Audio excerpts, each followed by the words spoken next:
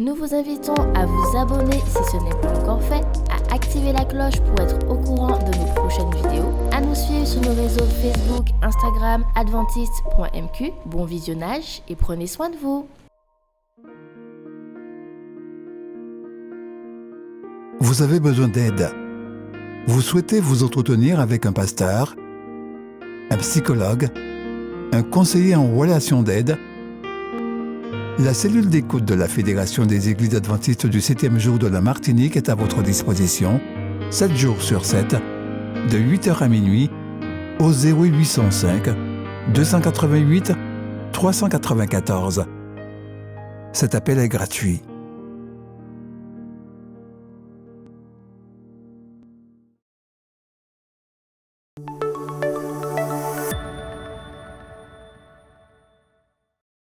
Avec quelle fréquence, vous et votre famille contactez-vous ceux qui sont considérés comme pauvres ou moins favorisés, dans le but de leur être utile? Enseignez-vous à vos enfants à les aimer et à bien les traiter? Votre maison est-elle un foyer pour l'étranger? Qui invitez-vous chez vous? Ceux qui peuvent vous rendre l'appareil, ou ceux qui sont dans le plus grand besoin spirituel, social ou matériel? À l'époque de Jésus, on considérait la pauvreté comme une malédiction divine, comme si les pauvres eux-mêmes étaient responsables de leur malheur.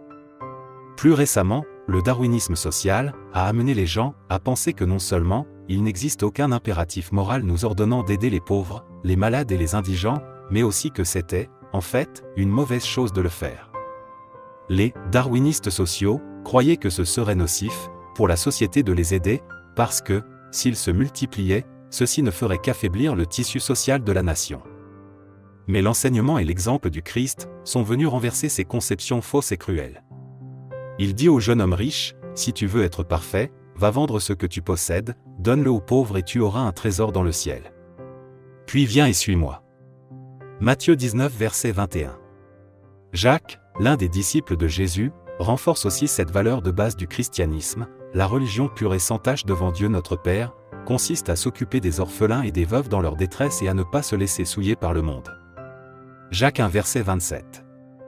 Après avoir rencontré Jésus, Zachée, l'homme le plus cupide de Jéricho, prit cet engagement, « Seigneur, je donne aux pauvres la moitié de mes biens. » Alors Jésus dit à son propos, « Le salut est entré aujourd'hui dans cette maison. » Luc 19 versets 8 à 9. Ceux qui suivent Jésus aujourd'hui peuvent être appelés à faire de judicieuses contributions financières à ceux qui sont dans le besoin ou à des organismes charitables, mais ils ne devront jamais les prélever sur leur dîme. Nombre 18 versets 21 et 24. De plus, ils se donneront aussi eux-mêmes aux moins favorisés, sachant que la bienfaisance institutionnalisée, ou un soutien financier, aussi important qu'il soit, ne peuvent pas remplacer leur implication personnelle. Lorsque le Christ les accueillera finalement, dans son royaume comme héritiers, ils seront surpris et incapables de se souvenir de ce qu'il avait fait pour Jésus. Mais le roi leur rappellera, « J'ai eu faim et vous m'avez donné à manger, j'ai eu soif et vous m'avez donné à boire, j'étais étranger et vous m'avez accueilli, j'étais nu et vous m'avez habillé, j'étais malade et vous m'avez rendu visite, j'étais en prison et vous êtes venus vers moi. » Matthieu 25 versets 35 à 36. Et Jésus ajoutera, « Je vous le dis en vérité, toutes les fois que vous avez fait cela, à l'un de ces plus petits de mes frères, c'est à moi que vous l'avez fait. » Parce que nous sommes intendants de l'entreprise divine, aider les moins favorisés n'est pas seulement une option. Ne rien faire en leur faveur devient une offense commise contre le Christ lui-même.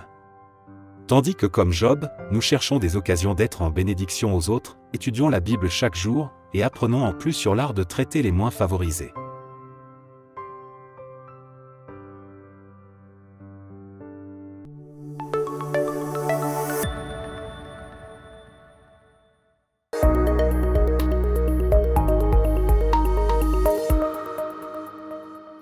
C'est avec plaisir que je me retrouve aujourd'hui à votre présence, mesdames et messieurs, pour pouvoir réfléchir ensemble autour de la parole de Dieu.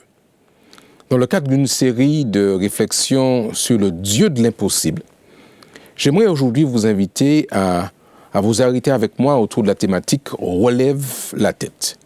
Mais j'aimerais que nous puissions cependant prier avant d'aller plus loin. Prions ensemble. Notre Père qui est aux cieux, nous voulons te remercier pour ton amour, pour ta grâce. Nous sommes rassemblés aujourd'hui pour réfléchir et recevoir de ta part des conseils venant de ta parole sacrée. Prends donc le contrôle de ce moment, nous t'en prions, Père, au nom de Jésus et pour ta gloire. Amen. Relève la tête. Il y a, mesdames et messieurs, un sentiment croissant de manque de confiance au sein de notre société. Des hommes, des femmes, des enfants avancent sur la terre, mais ils avancent, je dirais, en avançant la tête baissée, sans considérer, sans avoir la perspective de ce que Dieu a comme plan pour chacun d'entre nous. Beaucoup, par exemple, pensent et considèrent être nuls dans plusieurs domaines de leur vie. Certains vont même jusqu'à penser qu'ils sont nuls tout court. Et l'expression, on le répète souvent, je suis nul en mathématiques, je suis nul en français, je suis nul en histoire géo, je suis nul en informatique, et puis les choses se répètent comme cela à longueur d'année. Pas assez beau, pas assez intelligent, pas assez riche, pas assez ambitieux, pas assez et pas assez. Vous savez, chers amis, cette attitude pessimiste est même transmise par certains parents, transmise par certains éducateurs, alors que leur mission était justement de pouvoir booster, développer, encourager les enfants sous leur responsabilité à développer le potentiel que Dieu leur a confié. Et très souvent, ces parents ou ces éducateurs vont même jusqu'à projeter leur état d'esprit sur ceux dont ils ont pour mission de pouvoir accompagner la croissance et la prise de conscience de leur potentiel tel que Dieu les avait préparés pour pouvoir assurer sur cette terre. En fait, il se trouve, chers amis, que nous sommes dans cette posture parce que nous avons, hélas, trop souvent accepté ou cru au message de Satan, au message de celui que nous appelons aussi l'accusateur des frères. Ce discours qui nous dévalorise et qui nous fait penser que nous sommes des moins que rien, que nous n'aurions pas de valeur à nos propres yeux, aux yeux des autres et même aux yeux du Créateur.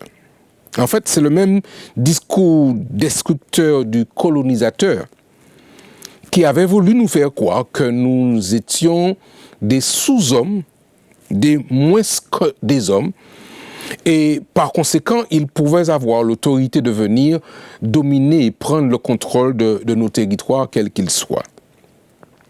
Alors, il se trouve que parfois, nous avons intégré cette manière de penser.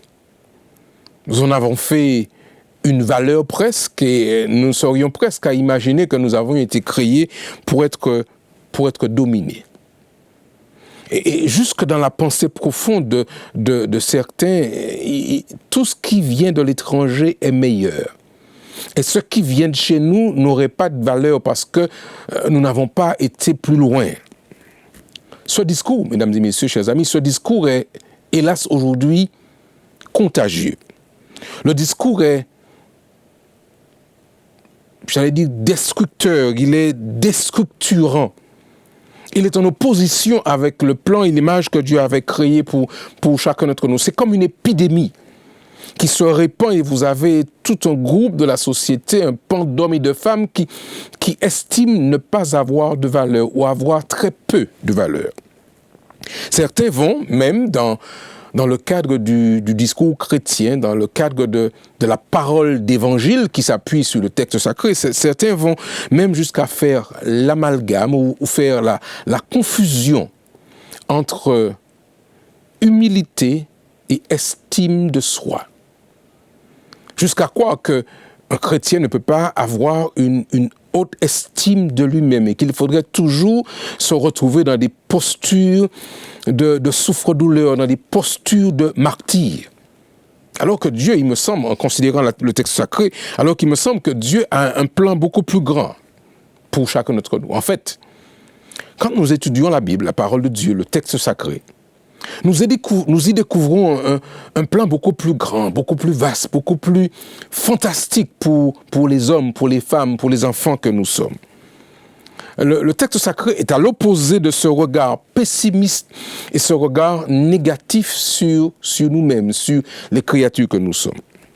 Déjà, dans le livre de la Genèse, le livre des commencements, nous avons l'indication de la valeur que nous avons aux yeux du Créateur lui-même. En effet, selon Genèse chapitre 1er au verset 26, il va nous dire ces paroles que vous connaissez sans doute. Genèse 1, verset 26. Puis il dit, faisons l'homme à notre image, selon notre ressemblance, et qu'il domine sur les poissons de la mer, sur les oiseaux du ciel, sur le bétail, sur toute la terre et sur tous les reptiles qui rampent sur la terre. On voit bien qu'à l'origine, dans ce discours fondateur, Dieu disait, faisons l'homme à notre image, selon notre ressemblance. Donc on voit bien que le niveau auquel Dieu voudrait que nous puissions nous mesurer s'il était nécessaire, c'est à l'image de Dieu lui-même. Et il dit, dans son propos, que nous sommes censés, en tant qu'humains, avoir une posture de domination sur la terre. Domination sur les poissons, domination sur les oiseaux du ciel, domination sur le bétail, sur toute la terre et sur tous les reptiles qui rampent sur la terre. On voit bien donc que Dieu nous avait placés à un autre niveau. Si vous continuez à lire le texte de Genèse, chapitre 1er, verset 27, nous découvrons ce qui suit. Dieu créa l'homme à son image. Il reprend le propos qu'il disait au verset 26 et il va jusqu'à dire « Il le créa à l'image de Dieu ». Il y a déjà dans la structure même de ce texte une volonté de se répéter dans cette magie qu'il y a dans le texte hébreu de pouvoir dire les choses de manière chiastique. Dieu créa l'homme à son image, et il le répète en le disant à l'envers, il le créa à l'image de Dieu, et puis il réaffirme, il créa l'homme et la femme. Nous sommes donc, mesdames et messieurs, des créatures de Dieu. Volonté du Créateur dans un plan merveilleux. Il est évident, quand vous considérez ce texte de la Genèse, que nous sommes placés au sommet de la pyramide de la création de Dieu, au sommet du projet de Dieu. Nous ne sommes donc pas, je le crois, en m'appuyant sur ce que dit la parole de Dieu, nous ne sommes donc pas le produit d'un long processus d'évolution tributaire des aberrations de la loi du hasard. Dieu nous avait voulu, nous avait pensé. D'ailleurs, quelque temps plus tard, le psalmiste David, dans son auto-analyse, dans son examen de lui-même, va s'exclamer avec émerveillement de la position de l'homme dans le projet de Dieu. En effet, dans le psaume chapitre 8, au verset 5 jusqu'au verset 7, voilà ce que déclare le psalmiste. Qu'est-ce que l'homme pour que tu te souviennes de lui, et le Fils de l'homme pour que tu prennes garde à lui. Et puis il ajoute, tu l'as fait de peu inférieur à Dieu, et tu l'as couronné de gloire et de magnificence. Tu lui as donné la domination sur les œuvres de tes mains, tu as tout mis sous ses pieds. Je n'ai pas ici, d'après le discours sacré, la description d'un être qui avait été créé pour pouvoir se courber, pour pouvoir être une serpillière.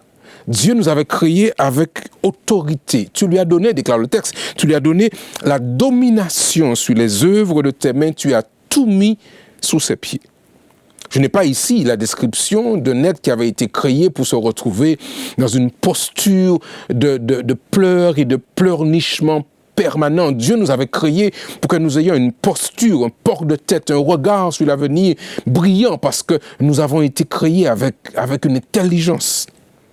D'ailleurs, plus loin, le psalmiste David va dire encore dans l'un de ses cantiques des degrés, il va entrer en louange devant la complexité et la grandeur de la créature humaine. En effet, il dira dans Psaume 139, verset 14, « Je te loue de ce que je suis une créature si merveilleuse. » Vous n'avez donc pas le discours d'un homme, d'un être qui serait dans d'une analyse de lui-même qui soit négative, dans une évaluation personnelle dévalorisante ou dégradante.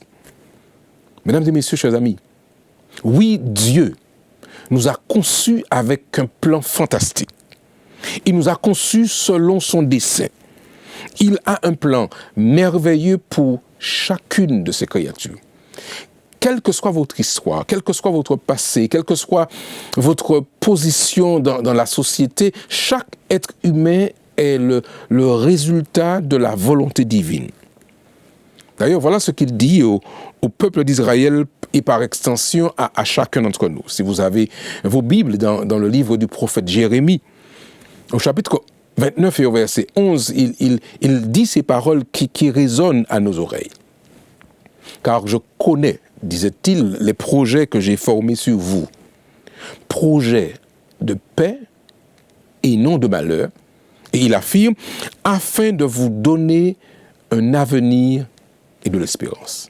Dieu a donc littéralement façonné, prévu quelque chose pour chaque individu et il nous invite à, justement, relever la tête. Ne pas continuer à penser ou à voir de nous ce regard aussi négatif. Relevons tous la tête. Afin de pouvoir asseoir mon propos, permettez-moi de considérer avec vous, chers amis, aujourd'hui, un exemple de l'histoire de la Bible. Cet exemple résume en quelque part ce que j'appelle le syndrome de la sauterelle. Un peuple qui avait été créé pour régner, pour voir grand, se considère comme étant des moins que rien. Cette histoire, vous la trouverez dans le livre des Juges. Au chapitre 6, vous avez un peuple qui est sous domination et ils sont inquiets, ils ont peur.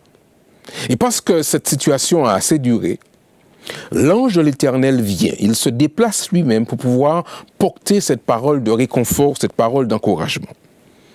Le serviteur Gédéon est en train de pouvoir, à l'abri, de battre un peu de froment pour en faire de la farine, afin de quoi alimenter sa famille, mais il le fait en cachette, avec une posture d'homme battu, d'homme déjà vaincu. Alors l'Éternel se tourne, et permettez que je prenne ma Bible pour pouvoir considérer avec vous cette portion.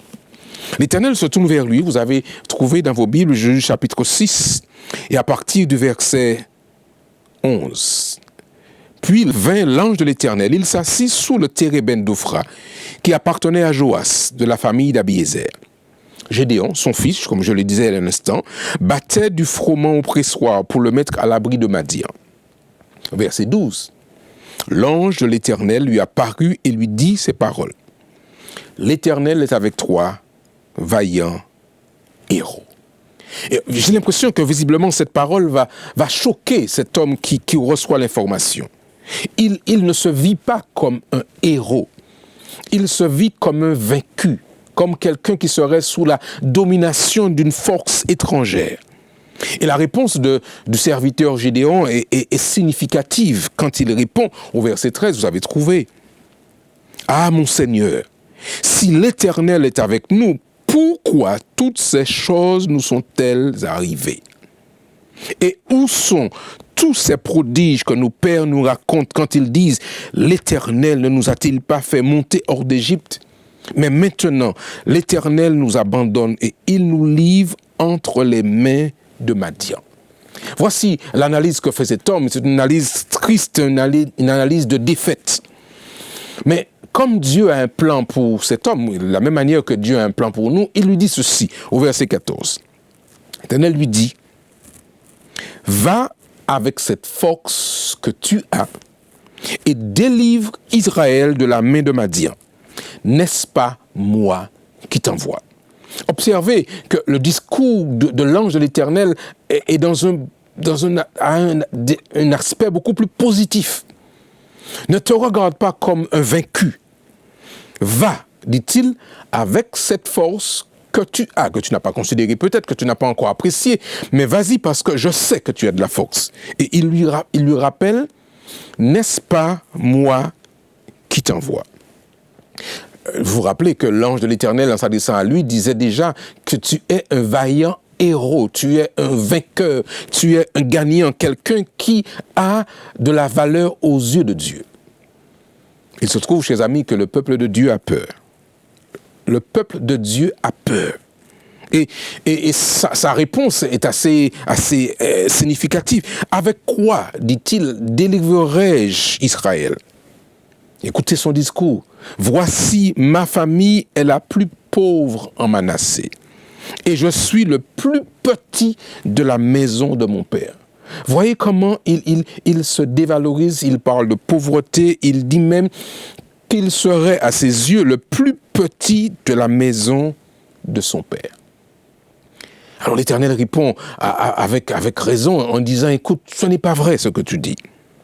Je serai avec toi. Et celui qui parle, et quand il dit le « je serai avec toi », fait référence à ce Dieu créateur qui a dit à Moïse auparavant, « Je suis celui qui est avec toi, je suis celui qui suis, je suis l'Éternel qui t'accompagne, je serai avec toi et tu battras Madian comme un seul homme. » Mesdames et messieurs, chers amis, je trouve une grande similitude entre la condition des enfants d'Israël d'alors et le peuple de Dieu aujourd'hui, l'Église chrétienne aujourd'hui, qui parfois se considère, se regarde comme étant sans force, sans puissance, sans compétence particulière.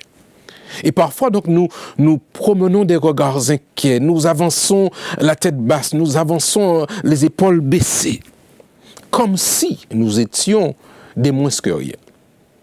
Quand vous considérez le nom du serviteur Gédéon, son nom avait été en fait, il avait été renommé pour être appelé Jérubbaal. Et le sens du mot Jérubbaal signifie que Baal combatte, que Baal se défende lui-même. Par contre, le nom Gédéon, dans son étymologie, dans le sens profond, signifiait celui qui taille, celui qui fend, celui qui fait tomber. Donc on voit bien la dimension même de la valeur du nom qui avait été choisi par Dieu à l'origine pour qu'il s'appelle Gédéon. Et ensuite, il a été renommé pour entrer dans cette image qu'il avait de lui-même, en donnant la prééminence à un faux Dieu. Chers amis, quand vous lirez à la maison la suite de l'histoire au chapitre 7 du livre des Juges, vous verrez comment Dieu va conduire son peuple à la victoire avec seulement 300 hommes. Seulement 300 braves. Aujourd'hui, je voudrais donc nous inviter, quelle que soit notre histoire, quel que soit notre passé, je voudrais vous inviter avec moi à identifier nos peurs et à ne rien dissimuler au regard de Dieu. Il nous invite donc justement à confronter nos peurs, à ne pas être inquiets. Mais il nous invite aussi à être prêts à suivre Jésus jusqu'au bout, à avancer avec lui par rapport au plan qu'il a préparé pour chacun d'entre nous. Ne pas nous soucier du regard des autres, de l'évaluation peut-être que les autres auraient de nous. C'est Dieu qui nous donne notre valeur. C'est lui qui permet de nous aider à relever la tête aujourd'hui. Quelle que soit notre situation, quel que soit notre passé, le Seigneur, notre Dieu, a un plan fantastique pour chacun d'entre nous. Alors en terminant, permettez que je partage avec vous 4 leçons particulières. La première leçon, c'est qu'en dépit des apparences, Dieu veille toujours sur son peuple. Par conséquent, nous n'avons pas à être inquiets. Nous n'avons pas à avoir ce sentiment négatif de nous-mêmes, parce que Dieu veille sur nous. Il prend soin de chacun d'entre nous. Deuxième leçon pour aujourd'hui, les voies de Dieu pour l'accomplissement de son plan sont toujours hors du commun. Parce que Dieu est Dieu. Dieu n'est pas limité par le temps, par l'espace. Dieu a des ressources illimitées. Et ces ressources, il est prêt à les mettre à notre disposition. Par conséquent, nous devons considérer qu'avec Dieu, nous sommes plus que vainqueurs. Troisièmement, chers amis, même au milieu de l'adversité, écoutez bien ceci, même au milieu de l'adversité, Dieu veut que ses enfants brillent et se distinguent au milieu de la masse. Un enfant de Dieu un fils de Dieu, une fille de Dieu, convaincu du plan que Dieu a pour lui, garde la tête levée. Garde les yeux fixés vers l'avenir avec l'assurance que Dieu a un plan merveilleux qu'il a préparé pour lui. Et finalement, chers amis, je voudrais aujourd'hui vous inviter avec moi à appartenir à ce groupe de personnes, d'hommes et de femmes qui veut réaliser la mission que Dieu leur a confiée sur cette terre et inviter tous ceux qui sont autour de nous à considérer que nous sommes, selon le projet de Dieu, des créatures merveilleuses. Je suis heureux de savoir que Dieu s'intéresse à vous. Heureux de savoir que Dieu s'implique dans votre vie. Mais il vous invite, monsieur, il vous invite, chère dame, jeune homme, jeune fille, à accorder à Dieu toute la place qu'il mérite dans votre vie.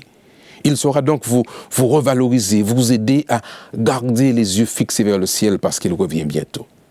Avant de nous séparer, j'aimerais que nous puissions prier ensemble et demander à Dieu de nous accorder, de revoir cette image que nous avons de nous-mêmes et à accepter le plan et le projet que Dieu a réservé pour chacun d'entre nous. Voulez-vous prier avec nous aujourd'hui? Faisons-le ensemble. Prions. Notre Père et notre Dieu, nous voulons te remercier parce que tu es un Dieu qui nous aime, un Dieu qui nous a façonnés à son image, un Dieu qui alors qu'il nous concevait, avait déjà prévu pour nous un plan fantastique. Merci pour ton amour, merci pour ta grâce, merci pour le fait que tu aies voulu que nous soyons là sur cette terre. Parle avec chacun d'entre nous, Seigneur, et garde-nous accrochés à toi, les yeux fixés vers le ciel, sachant que tu reviens bientôt, pour nous restaurer à cette position de départ que tu avais prévue pour chaque homme et chaque femme. Merci Seigneur de ce que tu nous as accordé ce temps de ta parole. Que ta paix, que ta grâce nous accompagne. Je t'ai prié, Père, au nom de Jésus et pour ta gloire. Amen. Je vous remercie d'avoir accepté de passer ce temps en notre compagnie. Je vous invite à continuer à étudier la parole de Dieu, continuer à rester accroché à ce plan que Dieu a prévu pour chacun d'entre nous. Que Dieu vous bénisse. Et à très bientôt, chers amis auditeurs.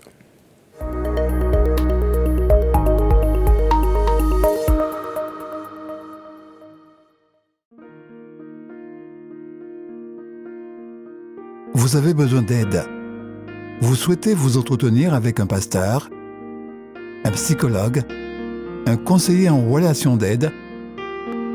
La cellule d'écoute de la Fédération des Églises adventistes du 7e jour de la Martinique est à votre disposition, 7 jours sur 7, de 8h à minuit, au 0805 288 394. Cet appel est gratuit.